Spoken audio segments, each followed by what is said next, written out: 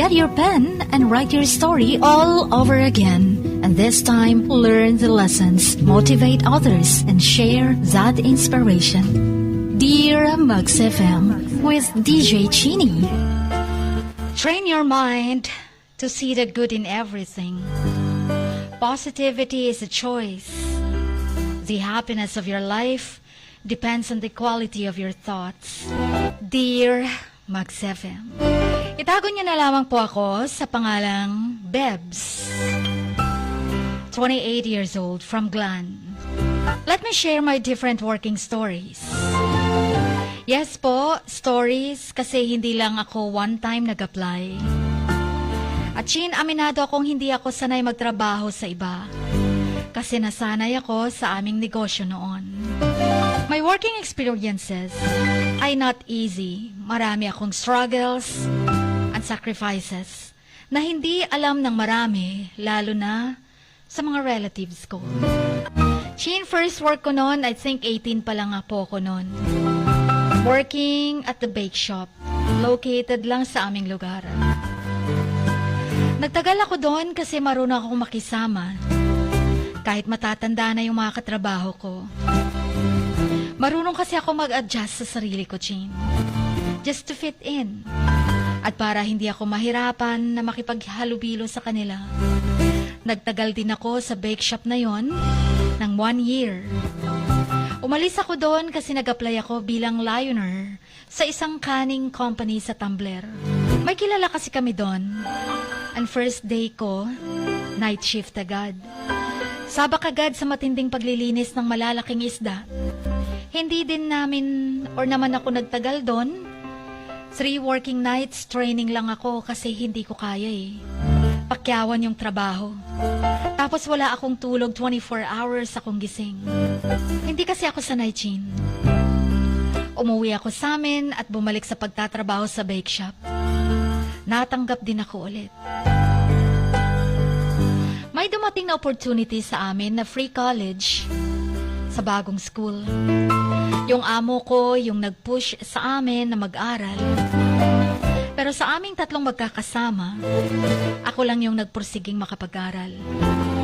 Umalis din ako sa bake shop kasi nag-focus ako sa pag-aaral. Nakapagtapos naman ako. And after nun, mga 2 years ata akong tambay. Kasi pandemic days nun eh. Si mama talagang nagpupush sa akin magtrabaho. Ang humanap ng trabaho at nire-recommend ako. Nag-apply naman ako at natanggap sa isang lending company na pumupunta sa mga barangay para mag-collect at mag-check ng mga passbooks nila. Pero hanggang training lang din ako, Chin. 8 days of training in Malapatan, hindi ko kinaya. Mga malalaking numbers. Hindi ako sanay. Laging sumasakit ang ulo ko. Hindi ko naman alam kung bakit. Umuwi ako sa amin. Nagbabantay na lang ako ng pamangkin ko. Hinahatid ko din yung anak ng pinsan ko sa school. Binibigyan ako ng auntie ko ng 100 per day. Mahirap talagang magtrabaho eh. Until naisipan kong mag-OFW. Yes po, degree holder ako. Pero nag-apply pa rin ako as DH or domestic helper. Naging okay naman po yung pag-a-apply ko. Nag-apply ako sa Jensen Agency. Nag-fill out ako ng mga forms at may pinirmahan ibang name ang in-applyan ko dito sa Jensen. Daming mga pangako and all. Kesyo daw libre lahat. Artista daw yung mga kapitbahay sa Paranaque. Walang bawal. Free lahat. February 5, 2023, lumipad na kami papuntang Manila. 43 kaming lahat magkakasama, Chin. 12 ng madaling araw, nakarating kami sa Naiya. Madami kami. Wala kaming kain at tulog. Nagtambay muna kami sa airport hanggang mag 7 a.m. kasi may susundo daw sa amin. Sumapit ng 8 a.m. wala pa rin. Tinawagan namin yung manager, sinabing mag-commute na lang daw kami. Itinuro sa amin kung saan kami sasakay at pupunta. Lahat kami, Chin, ibangag pa nung time na yon. Walang tulog, walang pahinga. Bit-bit namin mga mabibigat na travel bags. Naglalakad sa kalsada. Naghihintay ng jeep para makapunta sa direksyon na sinasabi ng staff. Hanggang sa nakaabot kami sa Ermita. Nang 11. Walang kain. Andun kami sa office nila, lahat kami pagod. Gutom at inaantok. At matagal pa kami dun, Chin, kasi di kami inasikaso. Hapon na nung matapos kami. At ang akala namin makakapagpahinga na kami, pero akala lang pala namin. Dahil from Ermita, bumiyahe kami papuntang Recto. Para sumakay ng MRT. Mga ilang minuto din kaming nakasakay doon.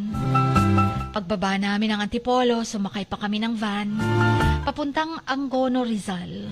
Hindi kami makatulog kasi nagsiksikan na kami sa van. Nakarating kami sa destinasyon namin, na pagod. Walang energy. At parang babagsak na sa pagod. Kumain lang kami at nagpahinga. Grabe ang pinagdaanan namin sa accommodation, Chin. Napakalayo sa kabihasnan. Bawal kaming lumabas, nakalak ang gate, at madami din sa mga kasamahan namin ang nasapian doon. Nakakita ko ng akmang susuntukin na niya yung nagpray sa kanya. Tumakbo ako sa takot. Wala akong tsinelas noon, Chin. Grabe talaga ang mga pinagdaanan namin. Andyan yung bumiyahe kami ng madaling araw para ilipat ng accommodation. Nilipat kami sa Santa Ana, hanggang nalipat na naman kami sa Tondo. And after 4 months sa accommodation, Chin, nakapirma ako ng kontrata. June 21, 2023. Flight ko na papuntang Saudi. Sakay ng Saudi airplane. Direct flight. At pagdating sa Saudi, sinundo kami ng assistant at dinala sa accommodation nila sa Saudi. Kinabukasan, kinuha ko ng amo ko. Hindi ko alam nung una, dahil nung una ko siyang, or kung siya ba talaga yung amo ko. Halos 30 minutes kaming bumiyahe, Chin, papunta sa bahay nila. Nakatingin ako sa bintana. Minamasdan ng malawak at light brown na desyertong lugar nila. Walang mga puno. Napakainit pa ng buga ng hangin. Napakainit ng lugar nila. Pagdating sa bahay nila, Chin, agad akong sinalubong ni Mama. Mama kasi ang pinapatawag niya sa akin. Hindi ko alam kasi mga pinagsasabi niya kasi di sila marunong mag-English. Mahirap silang intindihin. Pinalagay ng mabilis yung mga gamit ko sa cabinet at pinagbihis ako ng damit na mahaba. Habang nagluluto, nag-a-assist ako kay Mama. Tapos may mga time na inutusan niya ako na kumuha ng mga gagamitin niya pangluto. Hindi ko alam kasi wikang Arabic. Ang alam ko lang is basic Arabic po. At sa unang gabi ko sa kanila, mabait pa si Mama. Hindi nila pinapalapit sa akin yung anak nilang lalaki na nasa 20s na ata yun. Na-culture shock ako kasi gising sila ng gabi. Tulog sila ng umaga. Hanggang dahan-dahan na nasusunog ang kamay ko dahil sa sabon nila at napakainit na tubig. Isang araw, Chin, bumisita mga anak ni Mama sa bahay nila. Nagluto kami ng napakadami at doon ko nakilala si Ate Shumaya. Hindi niya totoong name. Sinabihan niya ako ng, "Huy, ayaw na pagdugay diri. Kay basig ikaw na pud ang kulatahon na ng tiguwangan na." Bago lang na sila gihawaan og mga katabang diri. Kay maldita kaayo na, manakit pa jud. Marami pa kaming napag-usapan. Pag alis nila, Chin, sinabihan ako ni ate na ang ingon nako sa imuha ha, ayaw na pagdugay diri. Binigyan niya ako ng petroleum jelly, gamot sa kamay ko kasi hindi ako ginagamot ng amo ko. Nung gabing yon, umiiyak ako, Chin. Nag-chat ako sa kapatid ko na sabihan yung welfare na magpapa-pull out ako kasi namamaga at nasusunog yung kamay ko. Araw-araw akong umiiyak. Nagpapa-rescue. Natatakot din kasi ako. Baka pag umabot ako ng 1 month, baka ano nang gawin ni mama sa akin. Wala akong kwarto, Chin. Tapos doon pa sa higaan ko dumadaan si Baba. Papuntang CR niya. Hindi ako nakakatulog. Hanggang sa nagpahatid ako sa agency sa Saudi. Hinatid ako ni Baba at galit na galit yung mga nasa agency.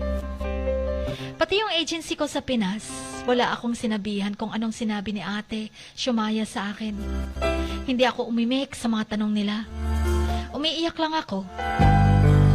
Hanggang sa hinatid kami doon sa Saudi accommodation. Akala ko, sa Manila ko lang mararanasan yung mga multo-multo. Pero mas malala pala sa accommodation. Chin, may sumisitsit na malakas. At pili lang yung mga nakakarinig. Nakakatakot sobra. May one time pa na hinahagis yung mga tsinelas. At natamaan pa ako sa tiyan. Halos di kami natutulog sa takot. And then fast forward, nakauwi ako ng Pilipinas. July 24, 2023. 1 month lang akong mahigit doon.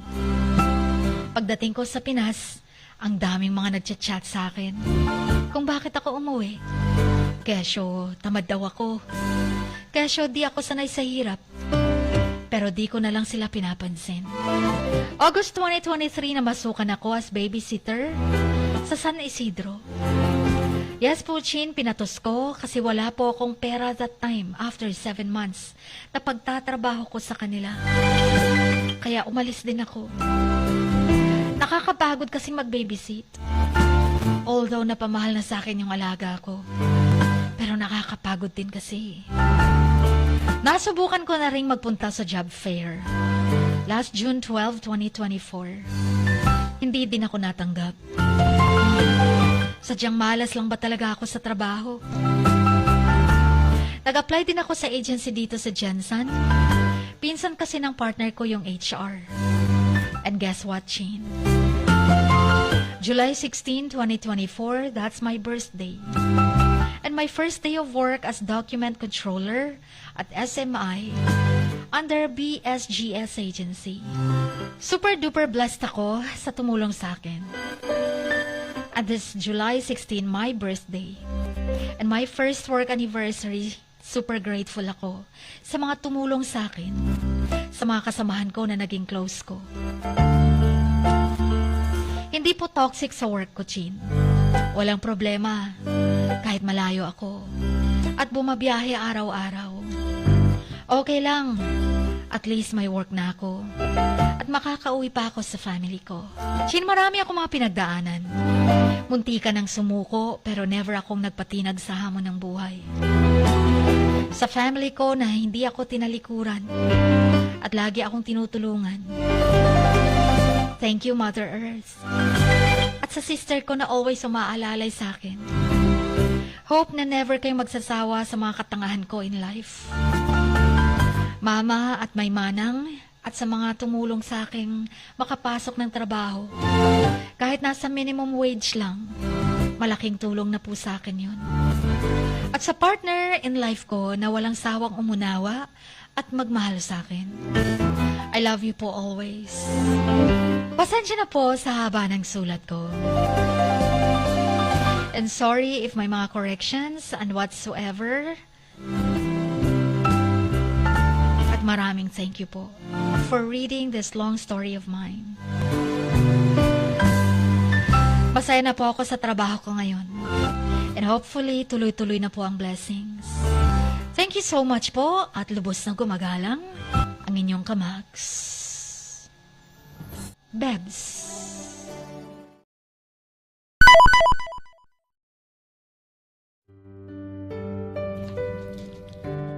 Sa bawat pagluha mo, may nakatagong kwento. Sa bawat ngiti mo, may gustong sabihin ang puso mo. At sa likod ng iyong halakak at maging sa pagkabiko mo, may mensaheng nakabalot sa iyong pagkatao. At ang tanging nais mo lamang ay mapakinggan ang mga ito ng buong mundo. Dear Max FM with DJ Chini. Life has got all those twists and turns. Stand up for what you believe in. What lies behind you and what lies in front of you pales in comparison to what lies inside of you. Dear Max FM with DJ Chini. Sabi nga nila, ang pagsusulat kapag masyado mong diniinan hanggang sa susunod na pahina ay nagmamarka. Katulad ng pagmamahal, kapag masyado mong ibinigay ang lahat, yung sakit na gawa ng nakaraan, dala pa rin hanggang kasalukuyan. Dear Max FM, you own your story and you are the author of your own book of life. Don't let others write your script, but let others hear your story and make them inspired. Kaya sumulat na, maging bahagi ng aming programa, Dear Max FM with DJ Chini, tuwing Lunes hanggang Biyernes, 1:00 hanggang 3:00 ng hapon sa Max News FM, Sock Sargent.